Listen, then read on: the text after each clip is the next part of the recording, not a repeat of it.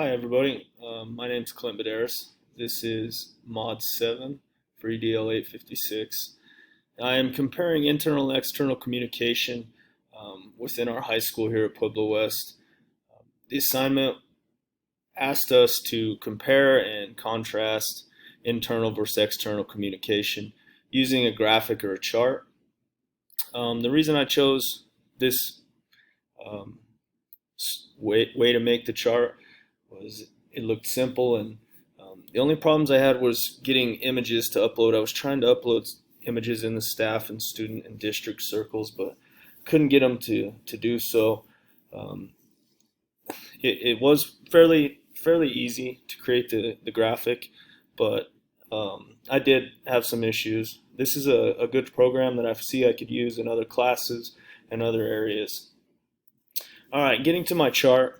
The first thing at the top of the chart, I have communication listed. And I'm going to work on the left side first in the internal. First of all, staff, students, and districts are grouped together because I feel that they are most of the time communicated the same ways. Some of the ways in which they are communicated to are through email. Our district sends emails regularly trying to keep us up to date. Our principal sends emails regularly trying to keep us up to date.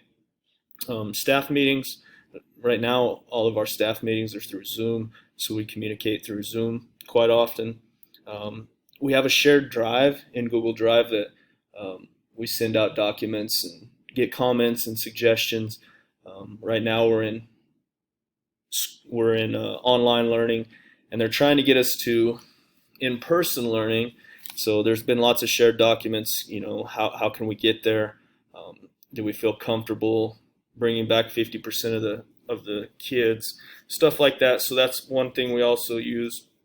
The other thing is face-to-face. Right now it's a little bit different, but typically we'll have a principal or an administrator drop by, let us know what's going on, and we can communicate that way. With the students, we email, we use dialers, we use text message. One way that I use personally is our Huddle app. We communicate with our football team. Social media is huge for the kids: Twitter, Facebook, Instagram, those things. And I'll hit social media in just a minute. But those are the ways we communicate with the students. And the district and staff are very similar. Moving into the middle, social media hits both internal and external. As long as somebody subscribes to follow, we use social media, Twitter. I know our athletics does quite a bit. Use Twitter, Instagram, Facebook in order to get information out. Like I said, we use Huddle personally to get information to our kids.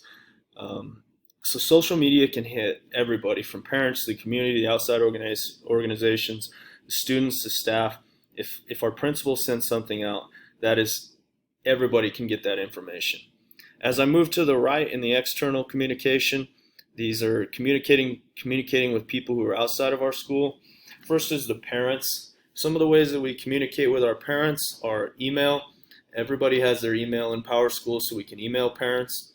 We have an all-call dialer in which we use to communicate with parents.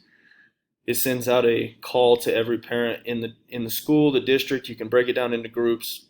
We can also send a text message. We can communicate through PowerSchool, which is our grade book. We also typically have an open house to start the school year, in which we can have face-to-face narrative with parents. Not all parents come, but it is an opportunity to have those conversations face-to-face. We send out newsletters, monthly newsletters, to let parents and the community and outside organizations know what's going on.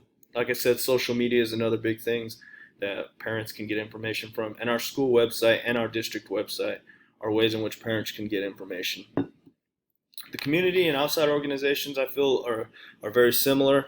Some of the ways we communicate with them are: we have open houses, newsletters. Anybody's welcome to receive those newsletters, and we try to get them to the community and the outside organizations.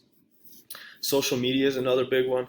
A lot of companies and businesses within our community receive our social media information, and information is gathered that way.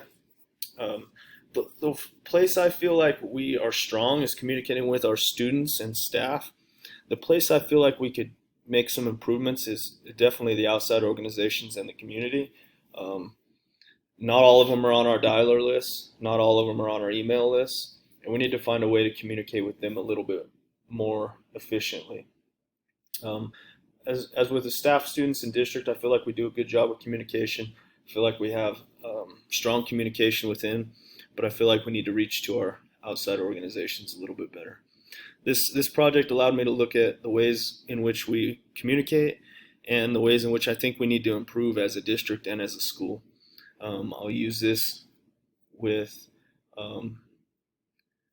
I'll use this throughout my career as an administrator, and I'll always look for ways to improve.